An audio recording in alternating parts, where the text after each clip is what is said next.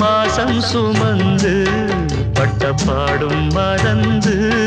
பிள்ளை செல்வம் பிறக்க அள்ளி கையில் எடுக்க